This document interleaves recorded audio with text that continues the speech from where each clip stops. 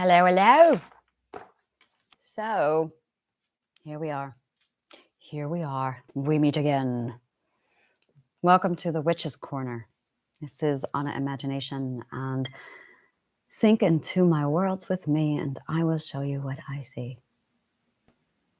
I started the Witch's Corner back when I was in the 6th perspective. Ha ha ha ha. I crossed over to the 7th, and I went, well, we're done with that. And here I am at the 11th, and I'm going, wow, I want to go back. It's so funny.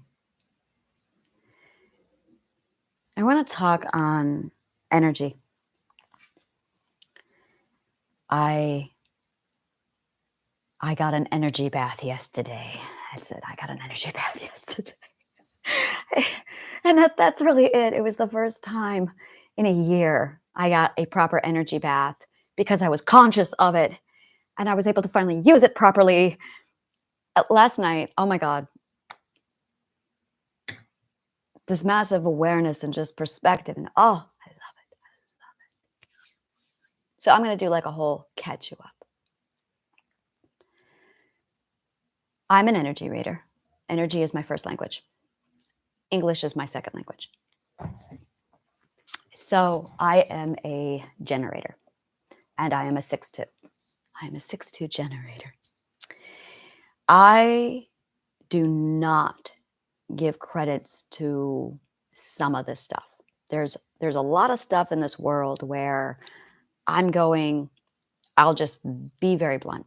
When you learn, when we all learn, we have 3 stages of learning.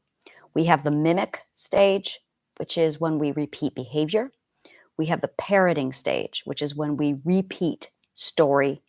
And then we have the authority, the author stage. That is when we improv and create our own stuff. It's when we build something new off of the data in our head.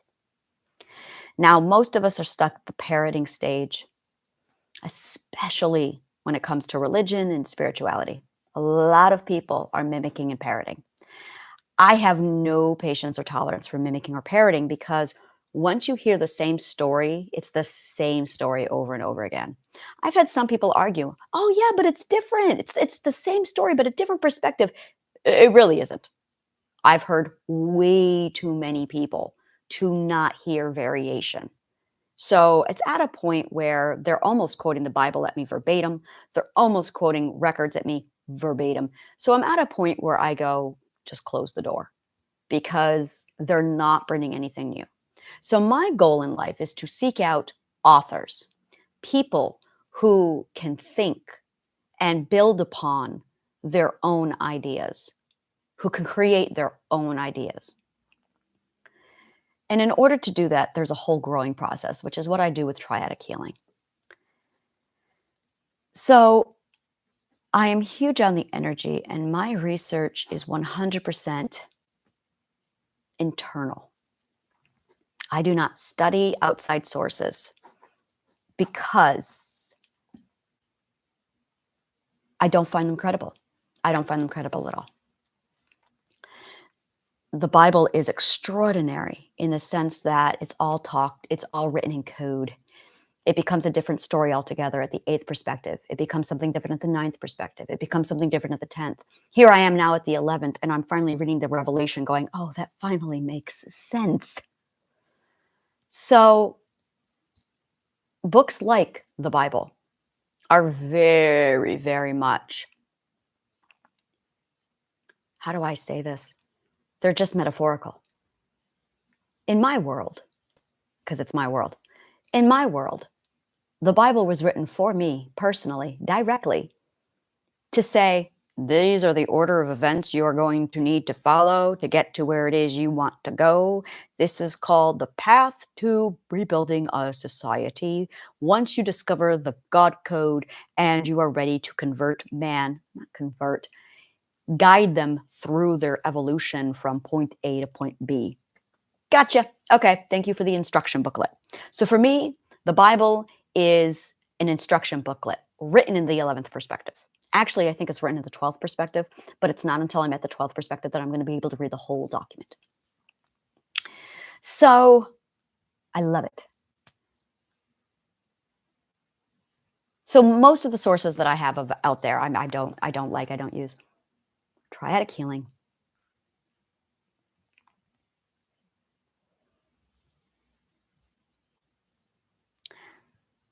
All my life,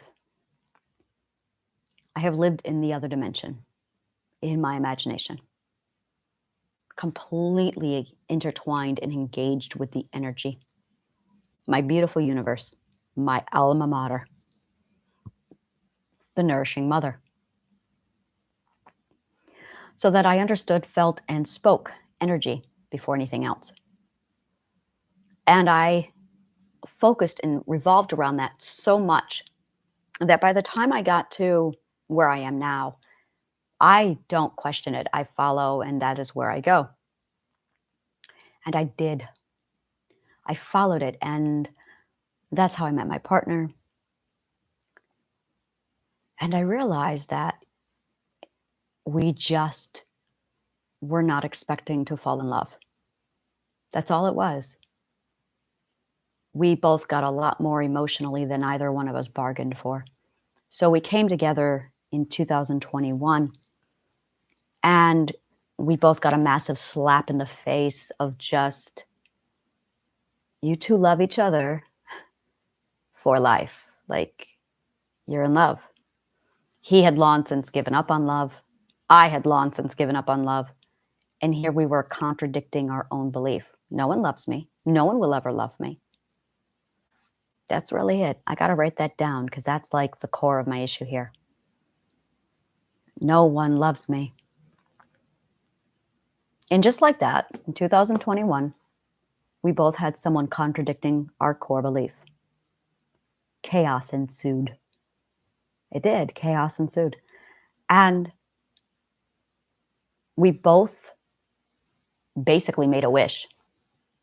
We, not deliberately and consciously, it was in passing, where one day he said to me, I just wish we could both live completely without mental illness. And I wished that every day. I wished that he and I would not have any mental illness between us. And I realized that I had to choose, listen to these words, between the man I love and my mental sick. Because I couldn't have him and my mental sick. They were incompatible. We all have to make this choice. What you love or your mental sick. You can't have both because your mental sick prevents you from having what you love. I made a choice. I went, I'm choosing what I love. So the mental sick is going to go. So I became real aggressive with getting my mental sick out of my head. And I did. But I couldn't understand what was going on at the time. What was happening was I was purifying the logic from my head. So I got it all out. And I was surprised to see imagination was still sticking around. And I went, well, what the hell is that for? And I was told that imagination should not be there. I was told that that is the stuff of children. I believed that we would heal only partially, leaving imagination intact. And that if we continue healing, eventually imagination would go away completely. And we would be completely and purely logical. That is what I was expecting, because that is what psychologists told me. That imagination is not part of the mind. So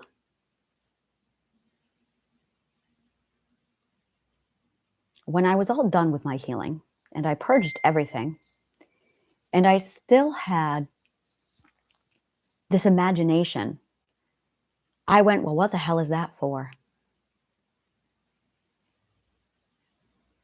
And then I continued tearing apart my philosophy work. I went down a different path. I basically left psychology because I was done with psychology, and then I went over to philosophy because the psychology was done. Human mind, subconscious mind, human behavior, done. Got that. And now I'm sitting here going, all right, well, now I'm looking at philosophy.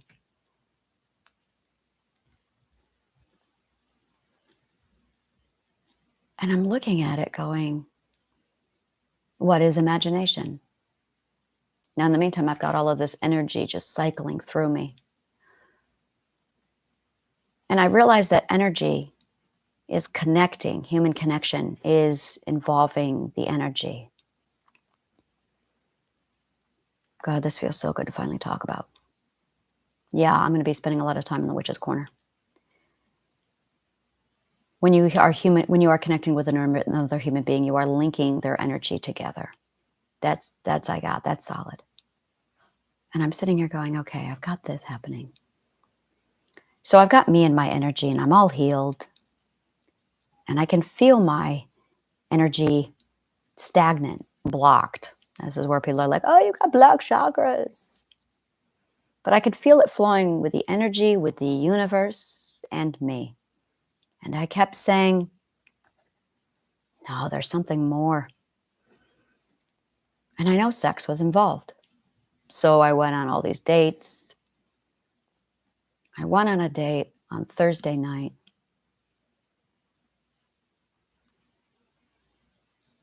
And I was waiting to connect. I was there. He was willing. I was willing. And I'm going, all right, we're going to connect. And it wasn't there. And I went, what the hell? And this was like the 10th date that I've been on in the last 2 weeks. And I'm just like, this happens every time. So I hypothesized because I haven't seen my partner in a year. Well, last time I saw him was May, but I was still, that was fresh out of a rape. Prior to that, the last time I saw him was before I was mentally well. So I saw him at a picnic last month, and there was no energy between us. It was like stone cold ice between the two of us. That really upset me because I'm like, where's the energy? And that took me back of, I was not expecting the ice. We talked about it, and it was a massive defense that he and I both put up because we didn't know what to expect. So last night, he was there. It was instantaneous. The walls were down. There was no ice barrier. There was no defense. Our energies were just cycling. And sure enough, the minute he walked in the room, boom, I felt connected. Like I could feel my energy just, holy shit. Holy shit. It felt like I had been depleted and starved. And he was just this siphon that just pulled and drew it right out of the earth and just pumped it right into me just by being next to him. I spent the entire evening just sitting next to him like this, just drinking the energy. Nothing else. I just sat there like this. He sat there, and it was just pulling all of his energy. And I just sat there and went, I felt like I had been starved for a year, and suddenly I was feasting on the energy. That is what it felt like. And I went, just go with it, just accept it, just process it, just let it in. And I felt calm. I felt like I could pass right out right then and there. I felt fulfilled. I still feel fulfilled. Yeah. It was funny because I was wearing one of my gorgeous crowns. I had my big red crown on. And there was like this area with these chairs. And I was just sitting in the chair, and I was wearing this corset and this black long gown with this red crown on my head. And he was sitting next to me, dressed in this gorgeous red. Oh my God, he was so fucking gorgeous last night. And he had this red shirt on with the tuxedo pants. And I'm just like, and people came over the whole night and kept greeting us. It felt like I was a queen. This is exactly it. It literally looked like this, except that was my partner. And we were just chilling.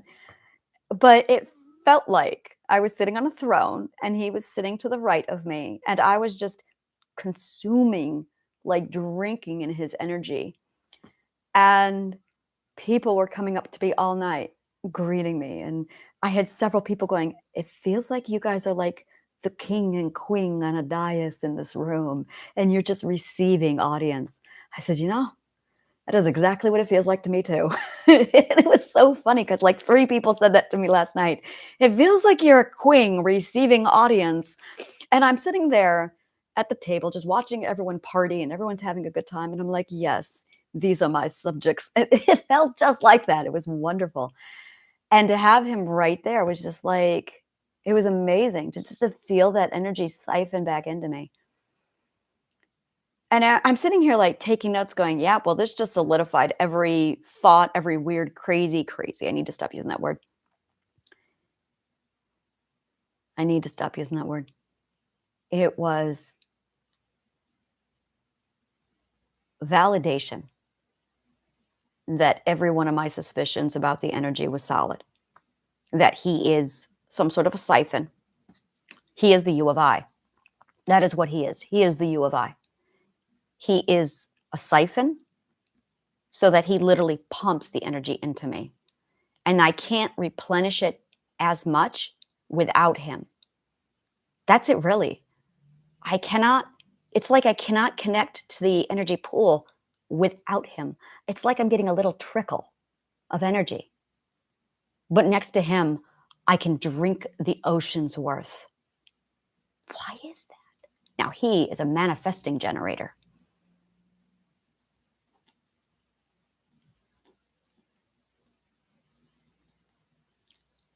Yeah, he definitely felt like he was just siphoning it. He siphoned the energy right into me. And I think this is the case where I think he just takes in so much energy that he's got to dump it somewhere, but he can't draw it out of him.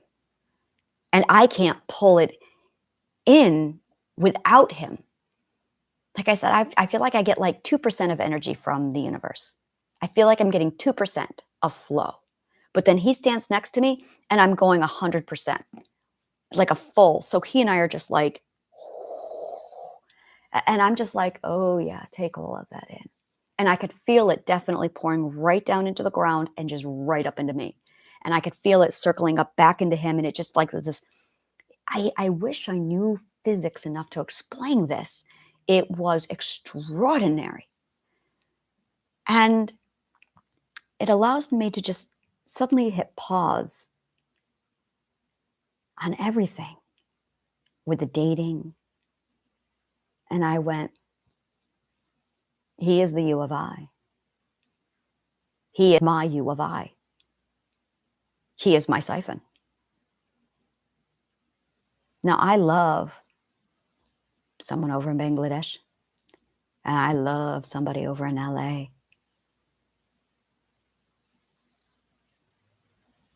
But I don't have this draw to just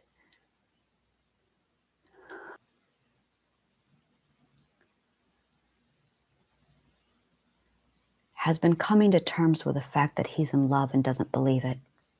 He does not believe that someone loves him. He just can't believe it. And he's been asking people for advice.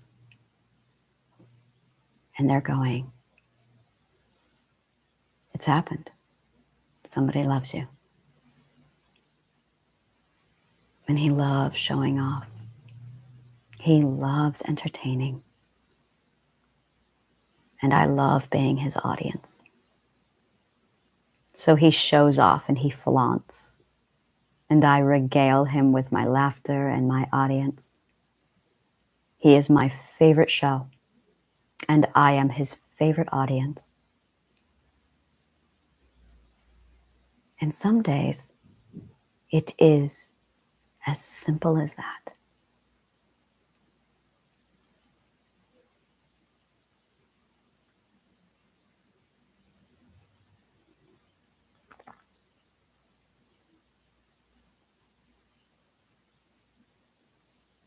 He is part of this. And sometimes I think, keep it real, Anna. Keep it real.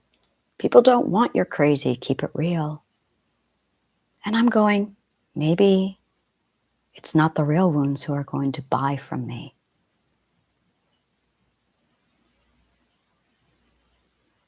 Maybe it is my duty, my role, my purpose to lead the fantasy and the dreamers. Maybe you are my audience. And maybe I've been away from the witch's corner too long. Maybe shifting perspectives targets the intellect who has abandoned their imagination. What am I doing with those people? What am I doing? So,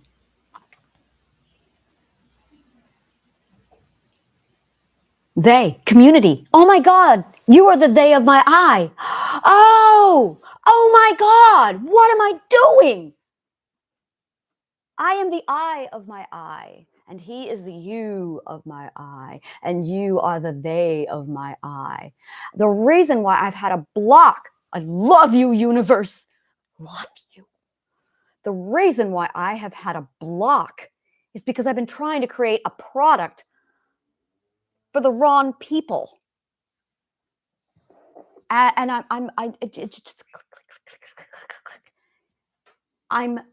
this is why niche is important. God, I hate the word niche. Oh my God, just click, click, click, click, click. All right, I'm going to talk to you for a minute. See, I never should have stopped Witch's Corner. Oh, can we please niche definition? Come on. I want to see what's like niche, comfortable or suitable position, a level of employment, a vocation, ideal position, a specialized segment of the market for a particular kind of product or service. See, that's what I thought it was, but it's not. Let's go into the etymology of the word niche. It's such a weird word.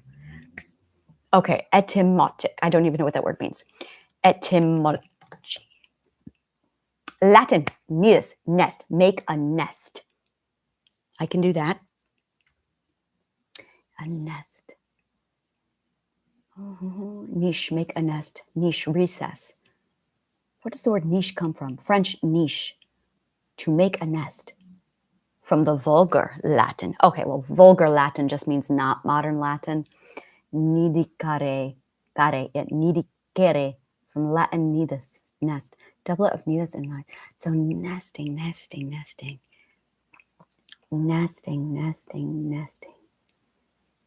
Why? Niche definition. A comfortable or suitable position in life, or he is now a partner at a leading firm and feels he has found his niche. We do not know what the word niche means. It is misused in the marketing realm. That's my problem. Oh, I hate it when they use words wrong, because every time they use words wrong. So using the wrong word, this is really important. We're going to use the words eager and anxiety for this example. People use them interchangeably, eager and anxiety and anxious, but they're not. Eager and anxiety mean two completely different things. Eager means I am happy and excited and elated, and I've condensed my happy excitement into a ball. That's eager. Anxiety. Anxious. I am fearful and afraid, and I'm having panic attacks that are ebbing in the corner. And this is fear-based, and I'm miserable, and I don't like it. And I'm probably going to consider, if I don't self-comfort probably, controlling my situation with substance or something else that will maybe possibly turn into an addiction. I am anxious about going to Disneyland versus I am eager about going to Disneyland. See the difference? And yet we use anxious for eager all the time. Think about what you're saying. So when you say the word incorrectly, even if it's a subtle difference, it means something completely different. And that changes the entire logic of where you go and what you think and your behavior. And our system is logical.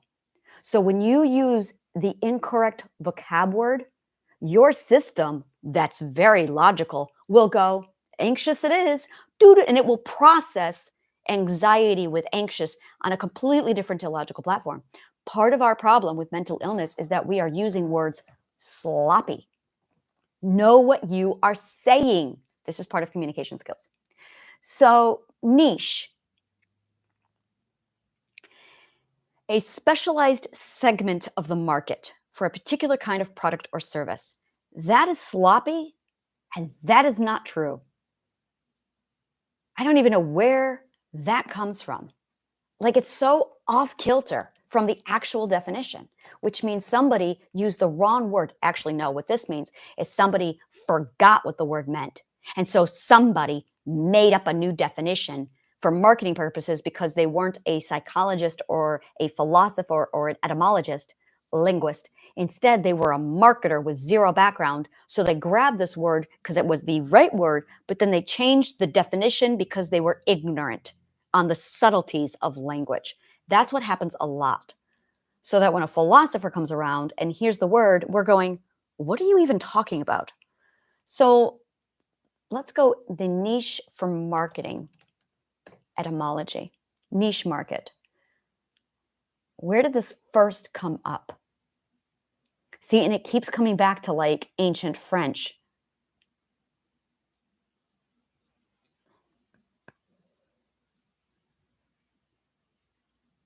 And the reason why this is important to me is because I'm a theoretical learner, because I have to internalize it in order to understand it.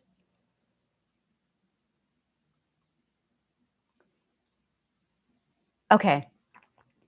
Small segment. It sounds like a nest, just a nest. Now, it's not a verb, it's a noun, which means it's not to nest, it is an actual nest. So let's take a look. Let's remove marketing. To make a nest is a nicher, niche, recess.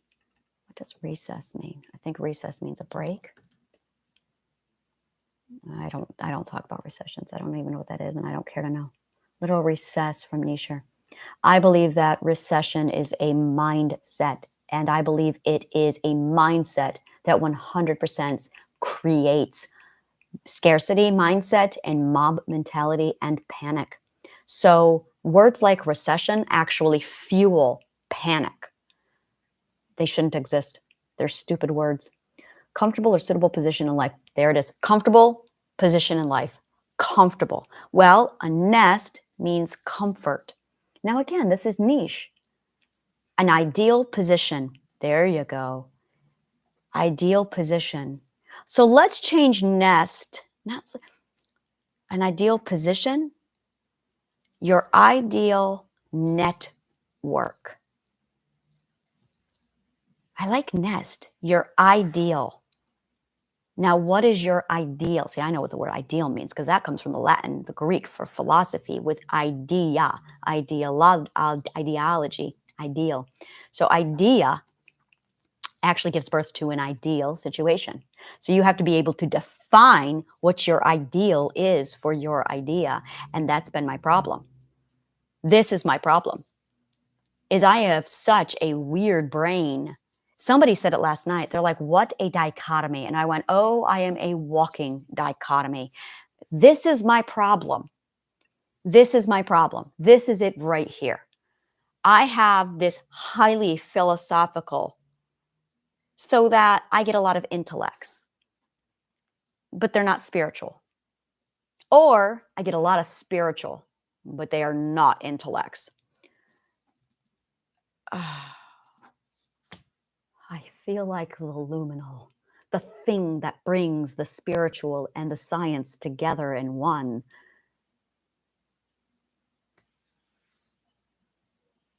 Which means I'm going to have two niches.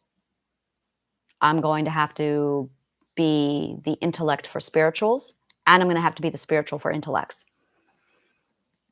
Spiritual for intellects and the intellect for spirituals.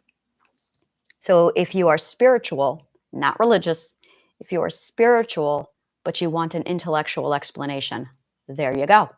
If you are intellectual, but you gravitate towards spiritual, there you go. Now I need to bring them together into the healing garden. Yeah, so this keeps coming back to my niche, my people. Who are my people?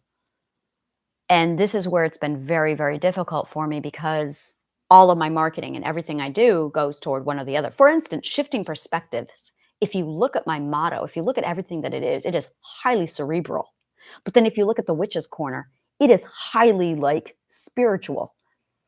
And I'm looking at them both going, well, that's a dichotomy. But it's me. It's always been me. That the closer I get into the intellectual, the more the spiritual is coming out. And that they are not, oh, this is a flip side of the same coin. No, they're not. Each coin is a merging of both. They're inseparable. Physics is spirituality. Physics is the study of spirituality.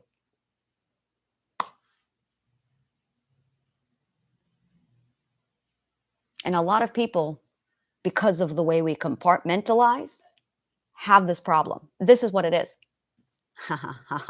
You ready for this?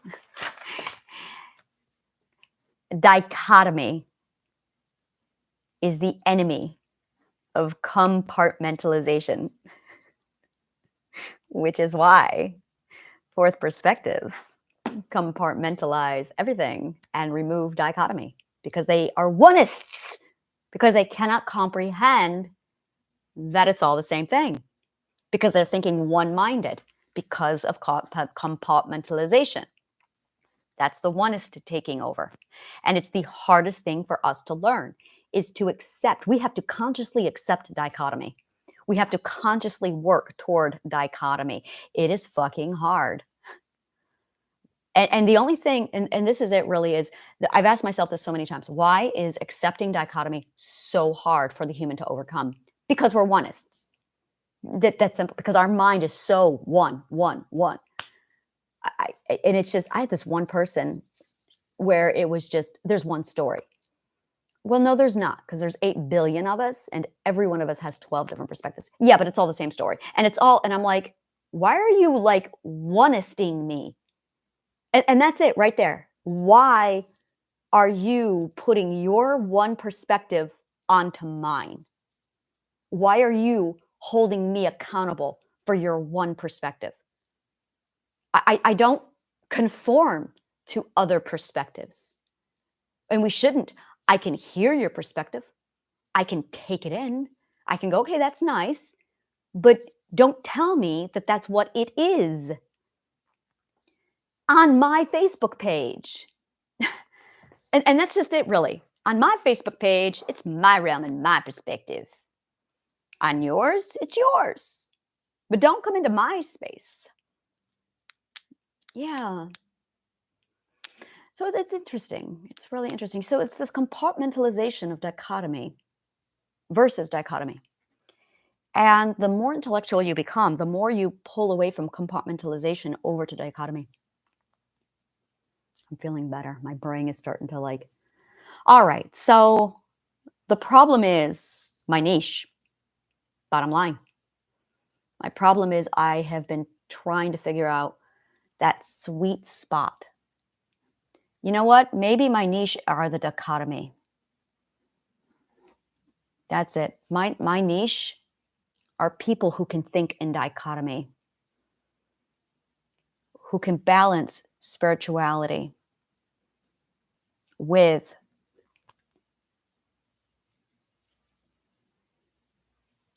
intellect.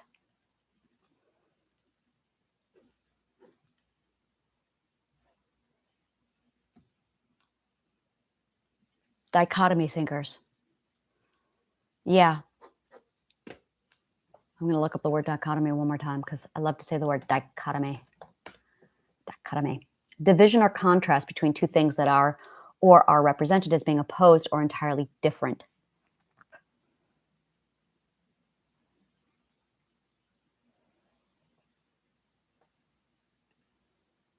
War and peace, love and hate. Spirituality. And I was so funny. I asked the host of the party last night. I love him so much. I said, all right, question for you. Social experiment. What do you love talking about the most at parties like this? He said, I don't love talking about this. I love taking this person saying, hey, this is a porn star. Hey, this is a Christian. You guys should meet and talk.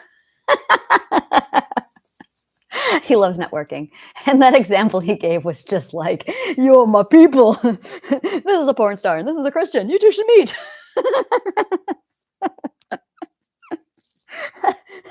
And I'm like, yes. Those are my people. Those are my people. God, this is so hard. Okay, so I'm going to pretend that my people doesn't have anists. Anaists. Yes, I'm looking for anaists. There you go. You know, this is what I did when I was with Brain to Books. I didn't look for people who were for Brain to Books. I looked for people who were for me. And I was indescribable. I still am, and this is my problem. This is why. I am looking for fans of me. I am looking for anaists. Anaists. And anaists are the conglomerate where dichotomy comes together. They are the deep thinkers who are also spiritual. They are spiritual deep thinkers. There you go. Spiritual deep thinkers. I think I found my niche.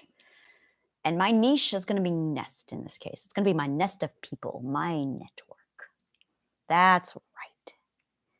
So I'm going to create 2 products. One for not my people. These are going to be people who just want my program. And I'm going to have to make it for the 4th perspective. Let's go 5th perspective. I can do that. And then I'm going to have my people, my secret people. Oh, I like that. My secret people. My secret. You are my secret people. That's it. And I'm going to be able to like go all out with you on triadic healing. So I'm going to have 2 versions of triadic healing. Oh my God, this is so nice. I'm going to have the real version of triadic healing. And then I am going to have the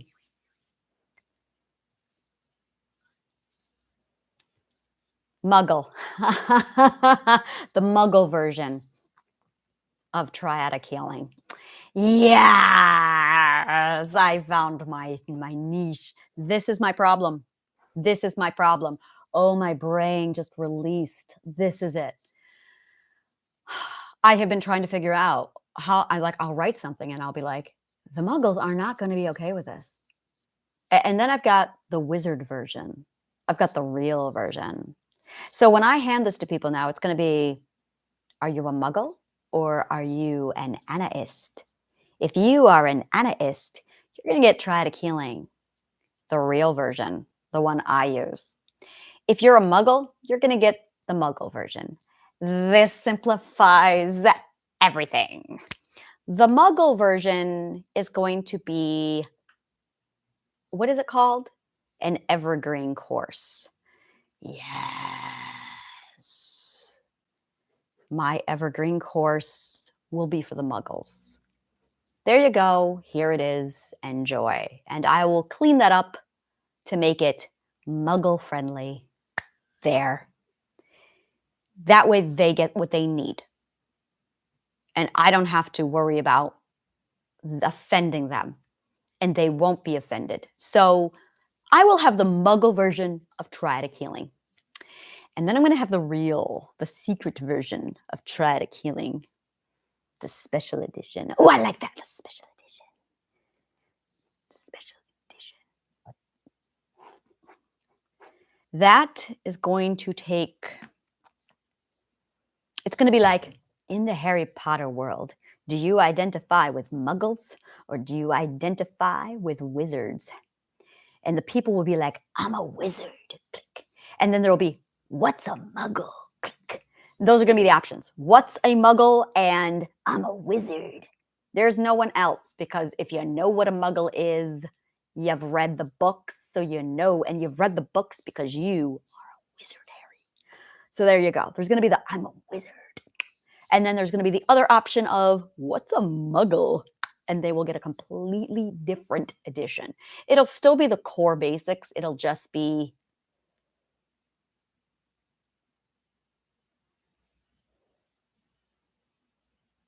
I really don't have any words for what it is. It's the muggle version. So, yes, my brain feels solid. My brain finally feels like this is my problem. This is my niche.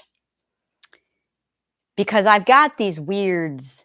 There's just the weird version. Maybe that's it. Try to killing the weird version versus try to killing for muggles. My God, this really simplifies everything. So I have two products. There, that's it. Now, I don't want to work with the muggles because that's not where I'm happy. I can't work with muggles.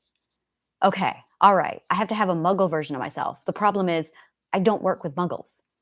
I'm not muggle friendly. Oh, that's it right there. I am not muggle friendly. No, I am not muggle friendly. Uh-huh. This is self-awareness. I'm going, okay, I am not muggle compatible. But my work is, I am not muggle compatible. I am not muggle compatible. The thing is, I got three kinds of people in my life. Oh, this is, I'm going to just, this is my space. This is my corner. I got the witches. I'm going to like totally, and because of this, I can get into costume and be like, here, I'm going to do it like right now. Oh, yeah, let me go ahead. I got to like totally like, yes. I love this. Okay, so here's how this works. I love my blankie. I knitted this. This is like one of my favorite things that I knitted. It's literally called the New York City Campfire Blanket. And it is. And it was a free pattern that I got somewhere. And I'm like, oh my God, I love it so much. So if you want the pattern for this, it's free. I found it on Ravelry. So if you want it, let me know and I will send it to you. Oh my God, it's my favorite thing in the whole world. Okay. I love it so much that I made two. And I'm going to be making a third because I love it so much. Okay, so I am not. Okay, so somebody, what they did was they went to New York City. They're not from New York City. And they stayed here for like a week. And when they went back to like Nebraska, I think she's from, or Michigan. I think she's from Michigan. She got back and she loved the New York City vibe so much that she invented this pattern based off of the energy of New York City. And she nailed it. I'm like, yes, this is very much a New York City style. And she nailed it. It's like she took the energy of New York City and put it into this pattern. And I felt it and went, she's got it. That's New York City. And I take it everywhere I go all over the city. It's like one of my favorite blankets. I love it so much. So if you knit and if you want this pattern, oh no. If you knit and you want the pattern, let me know and I will send it to you. It is free. She has it on her website and I love it so much. Okay. So I am not muggle compatible. So I get three kinds of people. I get the muggles who are starstruck. I, in fact, have one of those right now, a starstruck muggle. I have a problem with these guys. The next people I get are the unintellectual spirituals, where they lack the scientific understanding, they lack philosophy, psychology, but they get my energy. They're second perspectives, and I'm going to tell you right now, they are second perspectives. They are second perspective spirituals. So I get, and the starstruck muggles are usually fourth perspective, maybe fifth perspective, who are my fans. Eventually, those relationships fall apart very, very quickly because after 3 dates with them, 2 to 3 dates, they start to become so patriarchy, so fourth perspective, that their goal is to challenge me, take me on, to prove their worth. So it starts off as starstruck, but then it eventually evolves into them feeling threatened by me because they're fourth perspective. And then the other ones are my peers. And these are the people who are, that's not the right word, but I'll go with it, who are definitely spiritual. Most of them are sixth. I can feel the sixth perspective inside of them. they are spiritual, they are intellectual, but like, and this is where, depending upon their this is my combination of intellect is so extraordinary because people are just, I'll find, and this is the fault of the patriarchy. The patriarchy teaches you that it's not possible to know more than one profession. Yeah, put those limitations on us and see how well we function. You can learn multiple conversations. You can learn multiple subjects. You can become the mastery of many. That jack of all trade, master of none is limiting bullshit that deliberately is intended to keep you in your job so you don't walk away being well-rounded. And that's it. I would love to meet people who are well-rounded in education, and almost no one is, because the patriarchy teaches us jack of all trade, mastery of none. In fact, we call those people Renaissance men.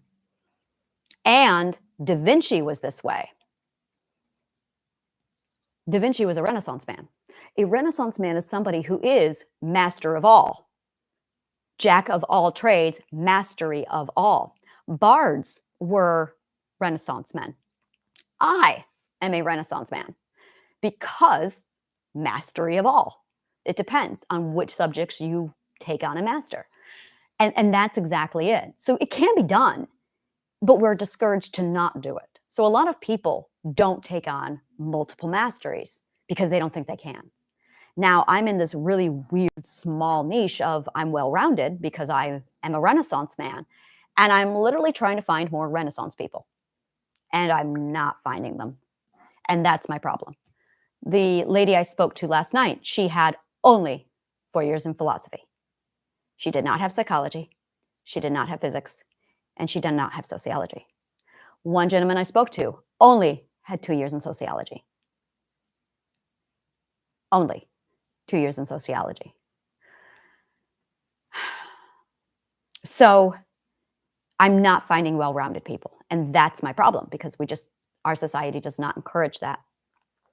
So what I get is people who are mastered in only one topic and they lack the holistic ability to see the big picture. They can only look at the perspective through their narrow vision. For instance, a neuroscientist can only see the perspective and the philosophy through the neuroscientist's point of view. Whereas over here, you've got a medical doctor who might be interested in it, but because he only studied medicine, he can only see it through the medical point of view. And I'm going, yeah, you're going to need, and I started doing this on my videos where I'll put down the theory and then I say, now, in order to understand this, you need sociology, physics, and psychology with this. And I mean, you need a mastery in all three of these topics. My work requires a mastery in sociology, philosophy, and psychology. You have to exhaust all three topics and also add music theory in there. So I had 4, plus theater and art and communication.